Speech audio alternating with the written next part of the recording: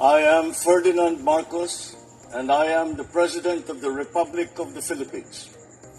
I stand today on behalf of 110 million Filipinos. Hi everyone, hello universe, it's me again. I-updates ko lang ito. Yung pagpunta ni ex-Senator Manny Pacquiao, ang ating boxing icon, sa Malacanang, nag-courtesy call siya kay Pangulong Marcos Jr. sapagkat ito ay inimbita niya manood sa Thriller in Manila this coming October. Sigurado mayroong yan, laban. Hindi natin alam, abangan po lang natin mga bes. So, kung nakikita nyo dito mga bes, ayan nag-usap sila ni Pangulong Marcos Jr. Dala po yung regalo niya, yung belt, no? Para sa Pangulo tsaka yung gloves. So, nakikita nyo dito, parang nag-exhibition yata ang Pangulo, kinikwento niya daw dito, yung, nung panahon na yun, sa Thriller in Manila, Muhammad Ali tsaka ni, Pricer, habang daw nagtitraining si, Muhammad Ali, pinaakyat daw si Pangulong Marcos Jr. sa stage, no? Sa ring, nga. Kumbaga, ayan, pinakita talaga yung, bilis ng suntok ng dating icon na si Muhammad Ali. Kaya yan, kinikwento ni Pangulong Marcos Jr. Ito pa yung ibang highlights guys. Ayan sabi dito, President Ferdinand Marcos Jr. Ayan Bongbong Marcos Jr. received a pair of signed boxing gloves from boxing legend and former Senator Manny Pacquiao during a courtesy call in Malacanang Thursday. Ayan pa, tignan nyo Pangulo. Aba, nakakatawa naman. Actually, tawa sila ng tawa dito May isang video, hindi ko na na-upload, Kumbaga, hindi ko na i-post. Ayan.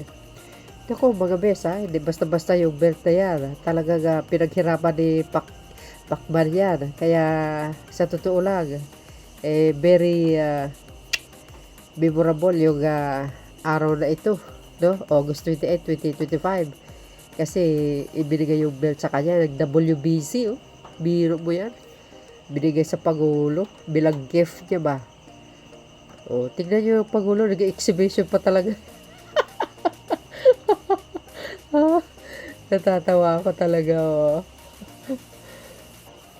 ayan yung belt, ganda. Pati yung boxing blank. Yan yung ginamit ni Pacman na gloves. So, siya ay lumaban. Itong sa last fight niya kay Barrios. With the belt, guys.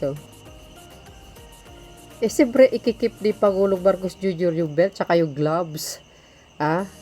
Treasure yan galing sa isang pinakamagaling na boksero sa kasaysayan ng Pilipinas. The only one at division world champion, ang Manny Pacquiao. Ayan galing you see, sabi ni Pacman dito mga kababayan, I think nung panahon ni Muhammad Ali saka ni Pricer nung fight nila dito sa Alibol, kung nakita nyo dyan yung Alibol dyan sa may Cubao, pinagalan dyan kay kay Muhammad Ali, o kaya Alibol so sa panahon na yan, siyempre buhay pa yung dating Pangulong Marcos Sr. na doon, kaya yung mga litrato pinapakita kay Pangulong Marcos Jr. Nakita nyo yan? Ayan ayan pa ayan pa tawa sila na tawa dyan kasi kinikwento niya yung panahon na yun kay Manny Pacquiao. Manood kayo mga kababayan, sino interesado sa October, tignan nyo naman napakabait talaga ni Pangulong Marcos Jr. sa totoo lang, lalo ito kay Manny Pacquiao icon ito, kaya talagang pinagbabalaki niya din na si Manny Pacquiao ay pinakamagaling na boksingero sa kasaysayan. Di ba? Tignan nyo naman So yun guys, ano po ang masasabi nyo? Para kumpleto detalyado, panoorin nyo po yung itong video na ito at ang interview ni ex-Senator Manny Pacquiao, ang ating boxing champ. But siyempre, don't forget to like, hit the bell para lagi kayo updates. Okay? Eto na. Tingnan nyo si Pacman. Binisita ang Pangulo. Tapos may regalo sa kanya. Yung WBC belt. Binigay niya sa Pangulo. Tsaka yung 2 gloves. Naku po, remembrance po yan. Itatago niya yan. Tingnan nyo mga kababayan.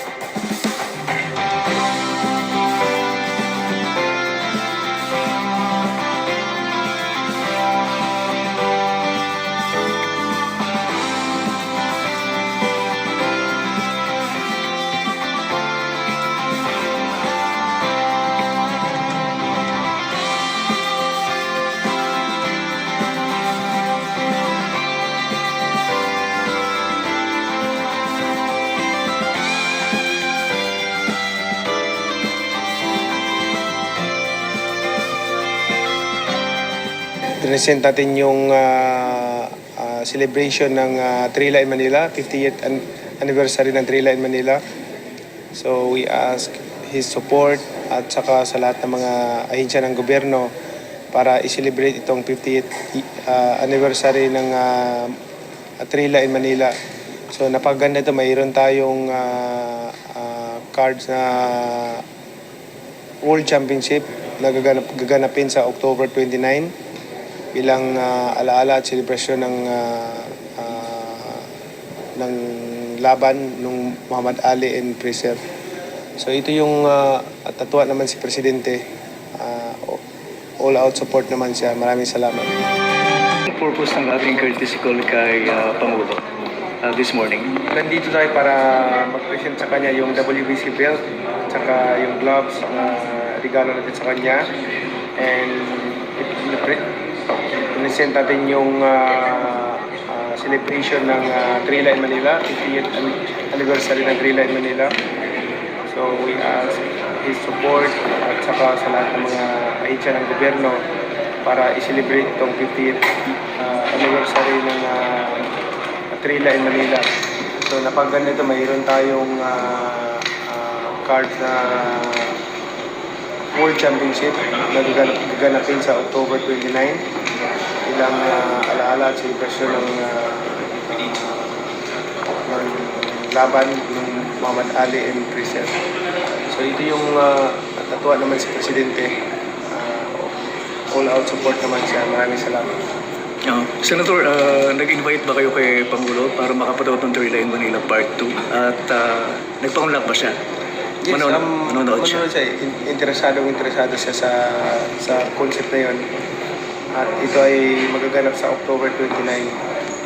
Senator, just to give us a background ng Trila in Manila 1, nanood ba dati si Pangulong Ferdinand Edralin Marcos ng Trila in Manila Part 1? Kung natatandaan nyo. O sa pagkakasabi din ni Presidente, nakapanood ba ang dating Pangulo daw? I'm sure na nanood siguro siya nung laban na yun. At nung time na yun, hindi pa ako pinanganak. Pero, Hindi ako pinanganak. pero Senator, ano yung napagkwentuhan nyo kanina yung ng Pangulo? At just to give us a background, yung medyo nag-shadow boxing siya kanina. Ano yung kwento niya tungkol doon? Yung experience niya about Muhammad Ali. Nung nanood siya ng training ni Muhammad Ali. And then, pinakyat siya sa ring stage. Tapos, dinimo sa kanya yung mga punches na gagawin ni Muhammad Ali, yung bilis ni Muhammad Ali. So, natuwa niya at hindi niya nakalimutan. Senator, maraming salamat. Maraming salamat.